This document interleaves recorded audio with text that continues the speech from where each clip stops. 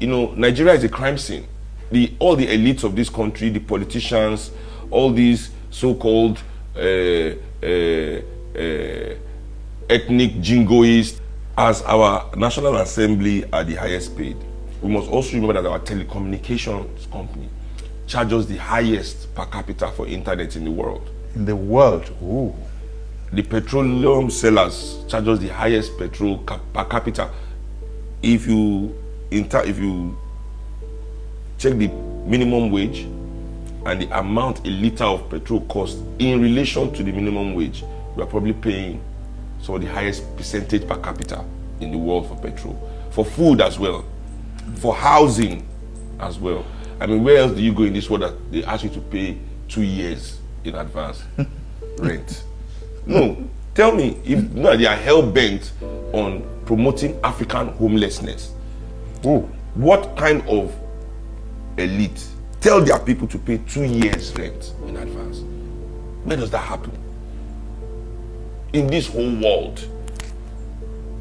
So there's a peculiarity about the elites of Nigeria that is sinister on a level that I hope that the people do not really want to pay them for, because then it becomes then we have a situation of anarchy, which is what I don't want. Because no matter what it is, we must have organized development. Whatever resistance we are going to project to this system will be organized, so that our country does not fall into anarchy and we go from fry pan to fire, which is what they are pushing for. Should anybody in his right senses push for that? They want that because Nigeria is a crime scene. All the elites of this country, the politicians, all these so-called ethnic jingoists and national dividers that want Nigeria to separate without any plan.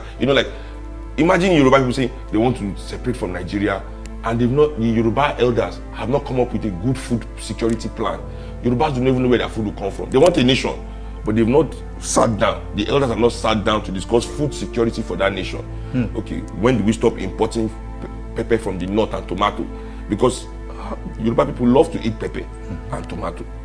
So if you are not making sure that they're self-sufficient in it, you want to antagonize the northerners and then fight them and break off. So, okay, fine. The northerners now impose custom duty on their pepper, impose all sorts of tax on their pepper. Before you ship it from the northern Nigeria, there used to be one country, now you have to pay one huge tax. Now, poor people that could not afford this thing before as Yoruba, now they cannot even afford it more. Now even less people can eat the pepper. Now there's war in the land. Now we have to fight the Hausas, or go back now in our new nation to the IMF, cap in hand, to borrow money to enslave our new nation. Our lifetime paying. Now just to go and buy pepper from northerners. You see the way these people think.